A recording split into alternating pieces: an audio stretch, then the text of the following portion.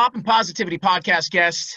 This episode, I mean, when I told Whitney about this, she literally I think she threw up. But it's in a good way. And the man has Grammys. The man has smashes. And Whitney, just so you know, the word smash, we don't use that term lightly. Like you only use that like when it's like the pinnacle. Anyways, enough blowing smoke. It's the one and only Nelly is here. Wow. Oh, I am so excited, Nelly, to have you on the Pop and Positivity podcast. It's a lot of P's going on right there. So we are so excited to have you on for so many reasons. One, I wore this hat in your concert. I just have to tell you, I wore this. I'm surprised you don't recognize it because it's so blinging. I was like your front row fan. So this is very exciting to have you here on so many levels, growing up with you and now having you here and getting to talk about not only your music, but the good that you're doing in the world. Oh, thank you so much, man. I appreciate y'all having me. Yeah, I think I do remember that hat. You know what I mean? Like the light hitting it. I didn't know it said USA. I thought it just said you. You know? Yeah, love that. Speaking of clothes, it's funny. Like I was thinking, I was texting Whitney this morning. I was like, should I pull out some circa like hot in here clothing? In that time of my life, I was really confused and trying to find myself. So I had like a Von Deutsch hat and like maybe like a Abercrombie overpriced shirt that cost me $60, which is all the money that I made when I worked at a diner just for that one shirt because we were listening to Nelly, but I couldn't find it and I probably wouldn't fit in it. But anyways, welcome to Pop and Positivity. You know, the theme is all about, that great time in our lives. Take us back, man. Like, first off, before we get into like what's going on with Lil Bit and Florida Georgia Line, what you're doing now, like the 2000s, that was such a crazy era. It feels to me, and I don't know, Whitney, if you agree, like it was yesterday, but at the same time, it was 20 years ago, and times they freaking changed. So what was that era like for you? I mean, it was different. It was different. Well, definitely than it is now. Obviously, we were a lot younger.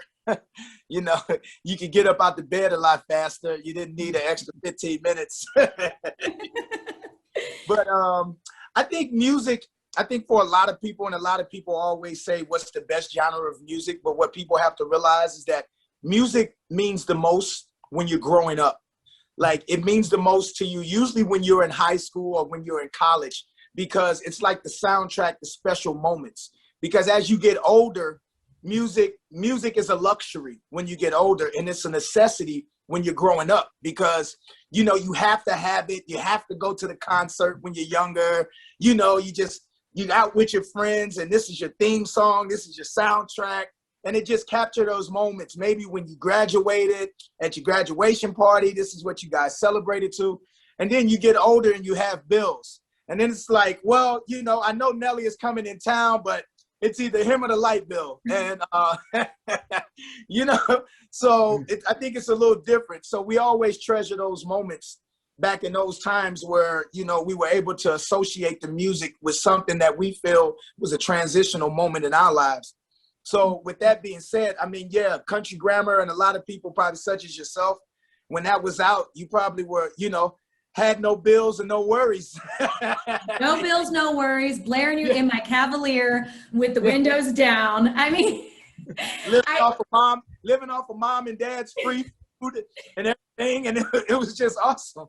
I know, but I still choose you. I choose you over the lights, okay? So, and going back, I love what you just said about just like the way music can take people into different, almost like different realms. We relate with it in so many different ways. And your music has been that anchor for so many people, including me. And what I love is knowing that there's more behind you than just these amazing #1 songs. You actually give back in so many ways. And that's what I want our listeners to know today, that your heart is so there too. So tell us about a couple of your close, things in your heart. Well, obviously my sister passed in 2005, but we started a foundation back in her name when we were trying to find bone marrow donors for her called Just Us for Jackie, where we were getting people signed up on the bone marrow stem cell registry. We were able to coordinate one of the largest bone marrow stem cell drives in history here in this country, which we did it from coast to coast. And I was able to get a lot of my celebrity friends, from Snoop Dogg to a lot of different people. And we were able to get 5,000 people signed up all across this world. And we found donors for 7 people. We weren't able to find a donor for my sister, but we were able to save somebody else's sister and somebody else's brother through our efforts, which is really great. We also have the Black and White Ball, which I do here in St. Louis, which we've been sending 2 kids to college for over the past 15 years.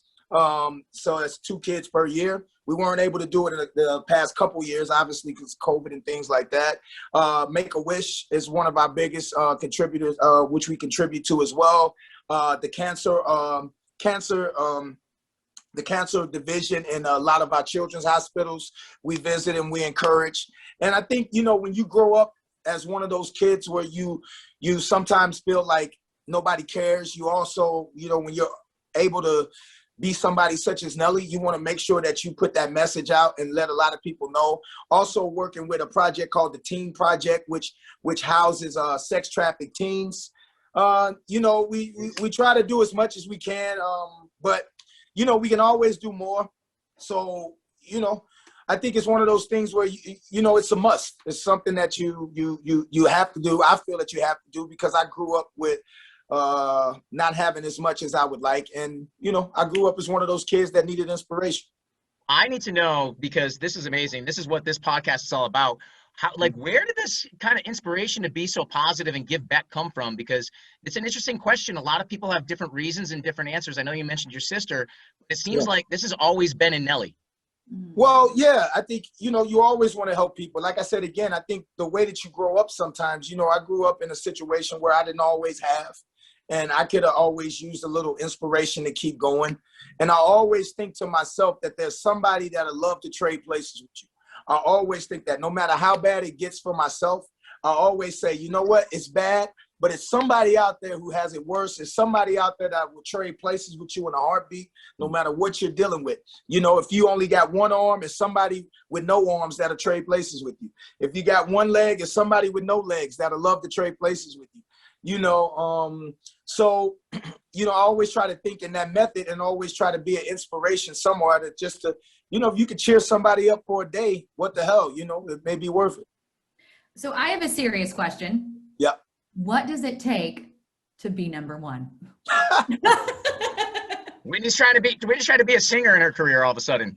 I am. I can rap the whole TLC Don't Go Chasing Waterfalls. So I could bring it right now if I need to. You know what? I think we all can be number one as long as we're putting forth our best effort. You know what I mean? That's more about what that song to be. It's just like, as long as you're doing the best that you can, then you're winning. It doesn't matter. I think, a lot of people give up on themselves, which in turn makes them give up on people. If you can't believe that you can do it, how can you instill and help somebody else? And, I'm always aware of or try to be aware of my capabilities and try to maximize what I can do. And hopefully it inspires somebody else. There's so many songs to pick and choose from. For me, I go back to what you were saying earlier about music, and music to me is about emotions. Whenever I talk into this microphone, when I'm on the air, I hope that I introduce a song that's going to give a listener an emotion, whatever that emotion is. Hot in Here reminds me of a moment, reminds me of that time, Scanlon Hall, Westfield State College, playing beer pong, strip beer pong. I didn't want to take my shirt off because I was really tight, and but I had to. That song was playing, and that song made me want to go to spring break. What are you most proud of musically in your career? I think musically, just being able to shine the light from where I'm from. Here in St. Louis and in the Show Me State, we have a lot of talent that is worthy of being heard, but at that time we weren't being heard. And being able to open that door and allow other artists to come through and a lot of other producers to shine, and just across the board in entertainment, period, just being able to open up that door and say, yo, we just don't have music for our city. We have music for the rest of the world, and that we can be at the top of the list globally just as well as anybody else from any place else. And I think that's the biggest thing. Well, and you bring up a good point. So I am from Oklahoma, and you're dipping into this country stuff, and I'm loving it. Oh yeah. Yeah. So what has it been like mixing? I mean, because that you were one of the first to go across like these lines. What's that Yeah. been like? I think it's been great. You speak about the Heartland Project, which is due out in the middle of the summer, hopefully. We still pandemic and dates, trying to figure out dates and things. But I don't call it a country album. I call it country inspired because, Nelly's a hip hop artist. I'm not going to wake up tomorrow and decide I'm going to drop a country album. I have a fond respect for country artists, country music as a whole. But what this album is, it's country inspired. It's my appreciation for country music support, for the love that they've shown me, for a lot of the country family that I have to come together and make music together. And that's what this project is. It's called the Heartland, obviously for a reason. You're in Oklahoma, so you're part of this Heartland thing that we got going on. The Show Me State, St. Louis raised me. That's what I am to my heart. Obviously, I was born in Texas. So I think this was something that was inevitable to kind of come together right here. And yeah, man, we looking forward to it. A Little Bit is the first single off of there. And we got a great project from top to bottom. It's just not about a song. It's about a whole complete set of country club bangers. I love the genre bending because nowadays, more than back 20 years ago, everybody listens to everything. And there's not just one focus anymore. Like listeners and people that were walking around and streaming music, like all types of music, they like good music. So it's good that you can bring, two genres together. While we're talking about where we're all from, I'm from Chicago. You're from St. Louis. Shout out Z107.7 in St. Louis, right? Yeah. But we're supposed to not like each other on the baseball front. We're not supposed to. I got to know, Nelly, you must have at least one memory or one crazy story about being in Chicago. Well, actually, it's crazy that you said that because outside of sports, St. Louis and Chicago, I love Chicago first and foremost. We used to drive up to Chicago in the early 90s to get the new Jordans because they came out a little bit earlier in Chicago. So we would actually leave school on a Friday at lunch, drive right up to Chicago, right at the Nike store and all that, right on Michigan Ave and things like that. And, get in line like everybody else to try to get the Jordans before anybody else did. And, I got great Chicago stories. I got a chance to perform at Wrigley Field, me and Florida Georgia Line and Backstreet, and which is dope, man. Yeah, I love Chicago. Obviously you guys don't know a thing about baseball, but it's okay. Oh! You know what I'm saying? Oh, should we take that one out? No, you can't take it out. It keeps the rivalry going. It keeps the rivalry going. Well, outside of the White Sox, even though we don't like the White Sox neither, it's those Cub fans and those Blackhawk fans that are the worst. You know what I mean? Like, bring it on! I can't wait for live sports again. Oh, and live everything, live concerts, and so that's what I wanted to ask you. What has been getting you through this pandemic personally? I think just working on this project really a lot. And I think just music in general, being able to go into the studio and just try to hammer out as much as possible. For a little while, obviously I did the Dancing with the Stars that took up a lot of the time, which was cool. And I think I wouldn't have been able to do that if it wasn't for the pandemic. So shout out to Dancing with the Stars. They were really great about the whole situation. You donated your custom shoes back, right? Yeah, well, we're going to auction those off for, obviously the teen project for which I talked about earlier, which houses sex trafficked teens. We're going to raise money for that with those shoes and stuff. So, yeah, it's going to be cool. Literally every aspect of your life is positive and pop. Like Got to be. Definitely. I love, I feel like positive is the key. Just remain positive through it. Try to keep that positive energy around you. Again, don't let it stress you out. No grays. Don't let it stress.